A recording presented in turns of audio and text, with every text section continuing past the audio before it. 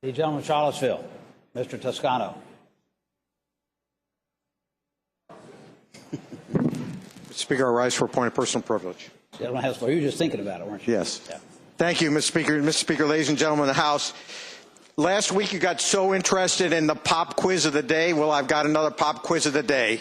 And I know that the gentleman from Shenandoah is ready to raise his hand when he gets the answer.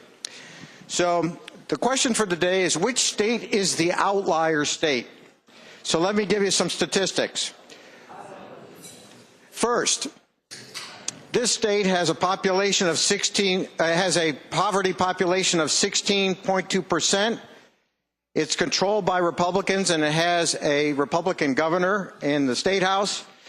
And the number of uninsured people that would come on to the insurance rolls of Medicaid expansion occurs is about 300,000 people.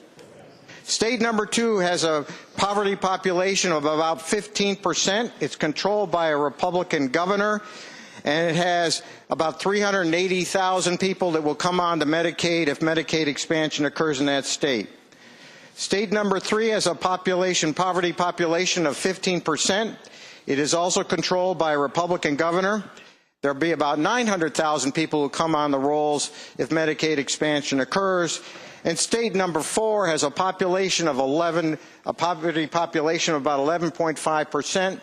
It too is controlled by a Republican governor and a Republican House, and about 250,000 people will come on the rolls if Medicaid expansion occurs. Which is the last state? The delegate from Shenandoah says it's Virginia, and he is correct. And Virginia is the outlier state. All of these other states, including some 21 others in the United States of America, have decided that they're going to accept the offer to expand Medicaid and insure many more of their citizens who do not have access to good health insurance right now.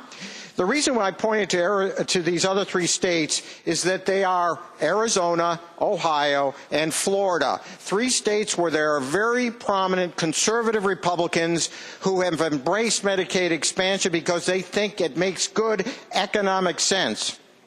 Jan Brewer, the governor of Arizona, John Kasich, surely a conservative in Ohio, and yesterday Rick Scott from the great state of Florida said that he will accept Medicaid expansion, or at least recommend it to his legislature.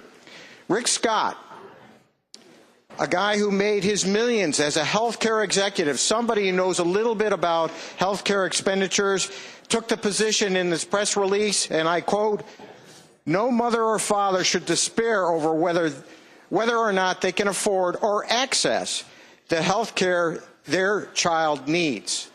This is Rick Scott. He realizes that reforms will help his state. Over the next 5 years, Virginians will pay about $10 million in taxes to the federal government associated with the Federal Health Care Act. There will be cuts to providers that are about $1.5 billion, and you've heard from a lot of your hospitals about that issue.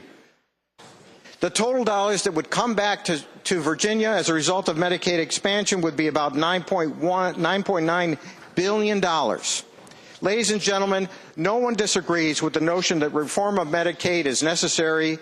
The issue is how that reform will occur and when. We, ladies and gentlemen, are the outliers. And I fear that the political calculations are trumping the economic considerations involved in accepting Medicare and the humane concerns that would be alleviated by the acceptance of this expansion. Thank you, Mr. Speaker.